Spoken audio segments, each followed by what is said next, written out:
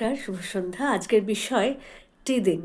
ছোট বাচ্চাদের যখন দাঁত বেরোতে শুরু করে তখন মা বাবারা অনেকেই ভীষণ বিব্রত বোধ করেন, ভয় পান যে এই টিদিংয়ের জন্য বা দাঁত বেরোনোর জন্য বাচ্চাদের কোনো অসুবিধা হবে না তো, বা কী কী হতে পারে এই নিয়ে একটা কথা আমি আজকে বলবো, খুব সংক্ষেপে বলবো, ছোট ভিডিও। তা টিদিং যখন হয় মানে ধরুন 6 মাসের পর থেকে সাধারণত এই বাচ্চাদের দাঁত বেরোতে থাকে। যেটা হয় সেটা হচ্ছে ওদের একটা ইরিটেশন তৈরি হয় তো গামজে বা মাড়িতে। তো ওর জন্য তারা ড্রুল করে, মানে তাদের লালা পড়তে থাকে মুখ থেকে একটু। কখনো তারা সব জিনিস ধরে চিবোতে চেষ্টা করে, ধরুন টুপির দড়ি বা হাতের কাছে যা পায় কোনো কাপড়, সেগুলো নিয়ে ওরা চিবোতে থাকে। অনেক সময় মানে ধরুন টেবিলের ধারগুলো ওরা চিবোতে থাকে, কারণ ওদের মাড়িতে একটা ইরিটেশন হয়, স্টিম, ওরা মনে করে এটা ঘষলে বোধহয় ওদের একটু আরাম হবে। তো আর হালকা জ্বর, খুব সামান্য একটা লো গ্রেড একটা ফিভার বা একটু ইরিটেবিলিটি, মানে একটু যেন ঘ্যান ঘ্যান করা, যেটা সেটা কিন্তু হতে পারে বাচ্চাদের এই সময়। কিন্তু যেটা খুব ইম্পর্ট্যান্ট মনে রাখতে হবে যে অনেকে মনে করেন ডায়রিয়া, হাই ফিভার, খুব অসুস্থ হয়ে যাওয়া, এটা কিন্তু টিদিংয়ের জন্য কখনোই হয় না। সুতরাং যদি কখনো বাচ্চা অসুস্থ হয়ে পড়ছে, মনে হয় ডায়রিয়া হচ্ছে, খুব হাই গ্রেড ফিভার হচ্ছে, কিংবা খুব অসুস্থ লাগছে বাচ্চাকে, তাহলে কিন্তু সেটাকে দাঁত বেরোচ্ছে বলে হচ্ছে বলে বসে থাকবেন না।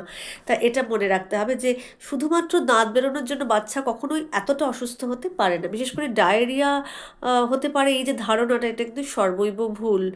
আমরা কি করতে পারি? আমরা যেটা করতে পারি যে বাচ্চাদের পরিষ্কার হাত, আমাদের হাত পরিষ্কার করে আমরা বাচ্চাদের গামটাকে হালকা করে মাসাজ করতে পারি, বা কোনো ঠান্ডা ক্লথ দিয়ে, মানে নরম কাপড় যেটা পরিষ্কার, সেটা দিয়ে হালকা করে মাসাজ করতে পারি।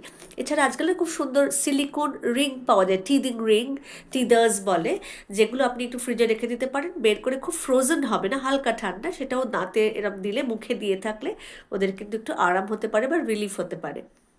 আর আমরা ফিঙ্গার ফুডস, মানে যেটা ওরা হাতে ধরে একটু চিবোতে পারে, নরম, বেশি শক্ত নয়, ধরুন শসা, সেদ্ধ করা একটু ক্যারেটস বা গাজর, এই ধরনের জিনিস নরম করে ওরা হাতে ধরে রাখতে পারে। সেইটা কিন্তু তাতেও অনেকটা ওদের আরাম হয়, ওটা চিউ করলে তাতে গামেরও ডেভেলপমেন্ট হবে, টিথ বেরোতে ওরা আরও সাহায্য করবে এবং ওদের একটু রিলিফও হবে। তবে কখনোই কোনো জেল ঘষবেন না, কোনো, মানে যাকে নাম্বিং জেল বলি আমরা, মানে অবশ করে দেওয়ার জেল ঘষবেন না, কোনো হোমিওপ্যাথি ওষুধ দিতেও আমি ক্ষেত্রে না করব। অনেক লোকেরা আমাকে জিজ্ঞেস করেন যে হোমিওপ্যাথি ওষুধ দেওয়া যায় কি না, আমি এটা রেকমেন্ড করতে পারবো না। আর যেটা খুব বারবার বলবো যে কোনো রকমের অদ্ভুত জিনিস, মানে যেগুলো জাস্ট ওভার দ্য কাউন্টার মার্কেটে পাওয়া যাচ্ছে, আপনি কোথাও সোশ্যাল মিডিয়াতে দেখেছেন, সেই সব জিনিস বাচ্চার মুখে দয়া করে দেবেন না। এটা খুব সাময়িক ব্যাপার। অনেক বাচ্চার কিছু নাও হতে পারে টোটালি, মানে কিছু বুঝতেই না পারতে পারেন যে ওর দাঁত বেরোলো, আবার কারোর কারোর একটু অসুবিধে হয়। আর ওই যখন ড্রুলিং হয় বা স্যালাইভাটা বা লালাটা ঝরে, অনেক সময় এই লালা যেখানে যেখানে পড়ে সেখানে কিন্তু একটু র্যাশ বেরোয়।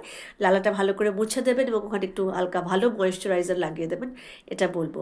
এটা একটা সাময়িক ফেজ, এটা কেটে যায়, এটা নিয়ে ভয় পাওয়ার কিছু নেই।